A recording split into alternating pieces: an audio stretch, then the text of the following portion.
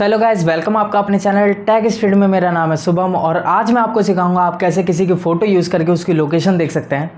भाई साहब कुछ ज्यादा नहीं हो गया ये? मतलब कुछ भी। वेल, आपसे मजाक नहीं करूंगा, ऐसा सच में पॉसिबल है। अभी मजा आएगा ना भिड़ो। तो एक छोटा सा ट्रेलर है, बाकी वीडियो में आपको काफी सारी चीजें सीखने को मिलेंगी। वेल, वीडियो स्टार्ट करते हैं। मैं अपना काम अच्छे से करूंगा, आप भी अपना काम अच्छे से करना। अगर आपको वीडियो पसंद आए देन मेक श्योर आप वीडियो को लाइक जरूर से करें और हमारे चैनल पे पहली बार आए थे देन सब्सक्राइब कर देना, क्योंकि ऐसी वीडियोस आपको और कहीं देखने के लिए नहीं मिलेगी। वेल, वीडियो स्टार्ट करते हैं। वैसे पहले ट्रिक का यूज़ आप काफ़ी जगह कर सकते हैं। जैसे आपको व्हाट्सएप पे कोई डॉक्यूमेंट फॉर्मेट में कोई रिसीव हुई इमेज, देन आप उसका एग्जैक्ट लोकेशन देख सकते हैं। या फिर आपको ईमेल में किसी ने सेंड करी है इमेज, देन वहाँ पे भी आप लोकेशन देख सकते हैं। बट अगर आपको व्हाट्सएप से डायरेक्टली कोई फोटो आई है विदाउट डॉक्यूमेंट फॉर्मेट, देन वहाँ पे मेटा डाटा नहीं होता है, तो आप वहाँ से फोटो का लोकेशन नहीं देख सकते हैं। तो आपको जिसकी भी लोकेशन चाहिए उससे बोलना कि डॉक्यूमेंट फॉर्मेट में अपनी फोटो सेंड कर दे, उसके बाद आप उसकी लोकेशन देख सकते हैं। आपको जाना है इस वेबसाइट पे।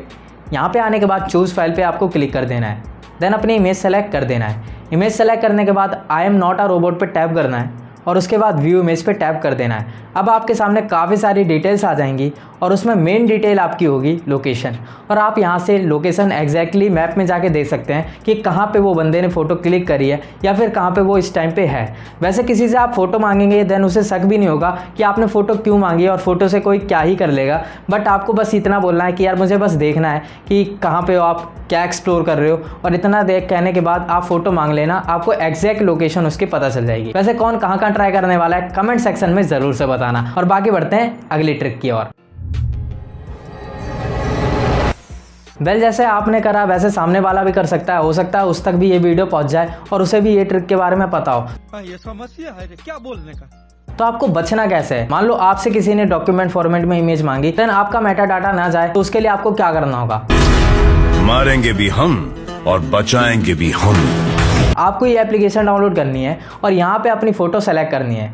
यहाँ से फ़ोटो सेलेक्ट करने के बाद ये क्या करेगी, आपका मेटा डाटा हटा देगी और इसके बाद आप डॉक्यूमेंट फॉर्मेट में क्या किसी भी फॉर्मेट में किसी को इमेज सेंड करेंगे, देन आपकी लोकेशन भी नहीं जाएगी और एक्स्ट्रा डाटा जितना भी होता है वो कहीं पे भी नहीं जाएगा। आप किसी भी वेबसाइट पे डालेंगे आपका मेटा डाटा नहीं आएगा। तो ऐसे करके आपकी प्राइवेसी भी बनी रहेगी और ऐसी चीज़ें मैं आपको रेगुलर बेसिस पे बताता रहता हूँ।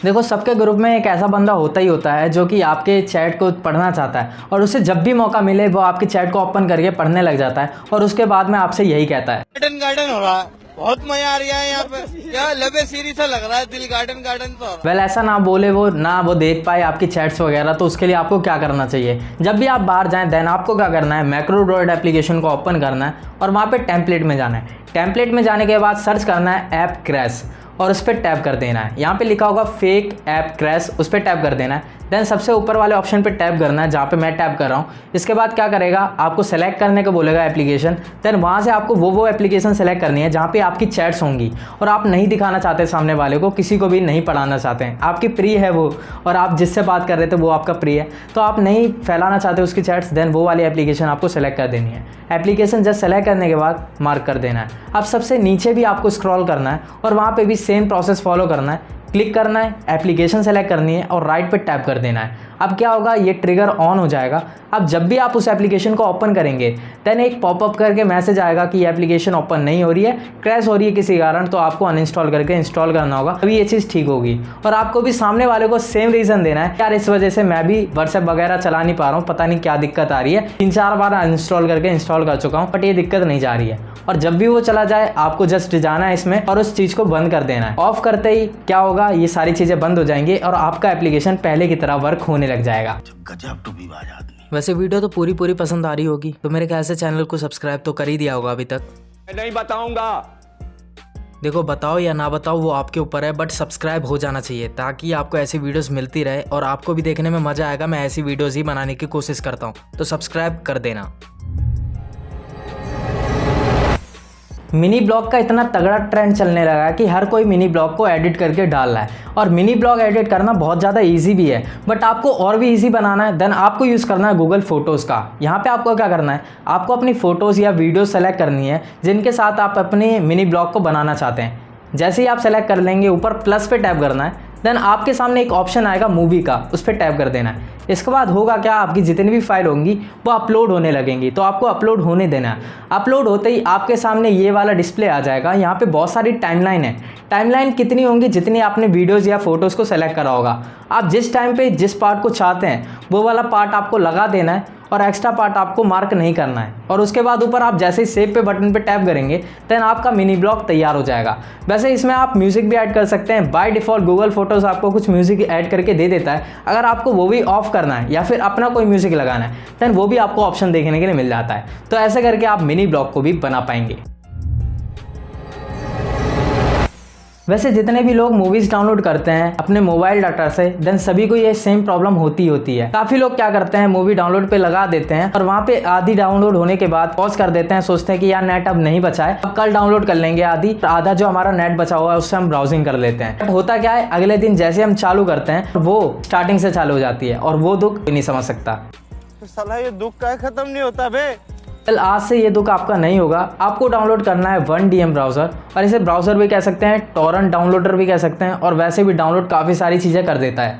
अब आपको करना क्या है, यहाँ पे एप्लीकेशन में काफ़ी सारी चीज़ें रहती हैं, जैसे ब्राउज़र रहता है, तो आप जिस भी वेबसाइट से डाउनलोड करते हैं वो वेबसाइट यहाँ पे ब्राउज़र में ओपन करना है। वैसे इसके साथ काफ़ी सारी चीज़ें इसमें एडिशनल हैं, जैसे कि आप ब्राउज़र में अगर अपनी वेबसाइट ओपन कर लेंगे जहाँ से भी आप मूवी डाउनलोड करते हैं देन सारी मूवीज़ वेबसाइट पर सेम चीज़ रहती है। जैसे ही आप एक बार टैप करेंगे देन उसके बाद जो टैब ओपन होता है वो हमेशा ऐड का होता है। तो यहाँ पे पहले ही आपको पॉपअप दिखा देगा कि अगली जो एप्लीकेशन में जो हमारी ये टैब ओपन होने वाला है उसमें एक्चुअली कौन सी साइट ओपन होने वाली है।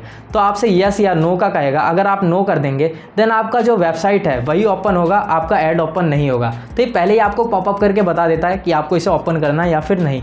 तो ऐसा होगा क्या, आप ऐड से भी बचे रहेंगे और आपकी मूवी डाउनलोड पे लग जाएगी। और जैसे डाउनलोड पे लगे देन आपको डायरेक्टली यहाँ पे इसी एप्लीकेशन में डाउनलोड पे लगा देना है। जैसे डाउनलोड पे लग जाएगा यहाँ पे आप डाउनलोड को पॉज कर देना। कितने भी दिन बाद आप उसे रेज्यूम करेंगे देन वो वहीं से चालू होगी। और यहाँ पे एक और चीज एडिशनल है, और ये सारी चीजें ना इस एप्लीकेशन में फ्री है। तो आप सुनो आगे और भी क्या इसमें एडिशनल है। तो आपको यहाँ पे शेड्यूल करने का भी ऑप्शन मिल जाता है, स्केड्यूल शेड्यूल जो भी बोलते हैं वो आपको ऑप्शन मिल जाता है। आपको एंड में जाना है, स्केड्यूल पे टैप करना है, फिर वहाँ पे अपना टाइम सेलेक्ट कर देना है। जैसे मान लो आज आपका डाटा 700 MB आप दे चुके हो अपनी मूवी में, और इसके बाद आप स्केड्यूल कर दो कि 12:30 बजे रात में या फिर 1 बजे वो अपने आप इतनी और MB डाउनलोड कर दे। मतलब डाउनलोडिंग लिमिट भी आप लगा सकते हो कि 200 MB तक ही डाउनलोड करें और उसके बाद फिर से पॉज हो जाए। और ये बहुत ज़्यादा तगड़ा फीचर है और ये सारे फीचर्स आपको फ्री में मिल जाते हैं। तो फ्री एप्लीकेशन है, लिंक इन द डिस्क्रिप्शन, आप ज़रूर से ट्राई करना। जैसा कि आज की वीडियो में आपने इतना कुछ सीखा, वैसे रेगुलर बेसिस पे सीखना है तो चैनल को सब्सक्राइब जरूर से कर देना। और बाकी हम वीडियो को यहीं एंड करते हैं। आई होप आपको वीडियो पसंद आई होगी। अगर पसंद आई है वीडियो को लाइक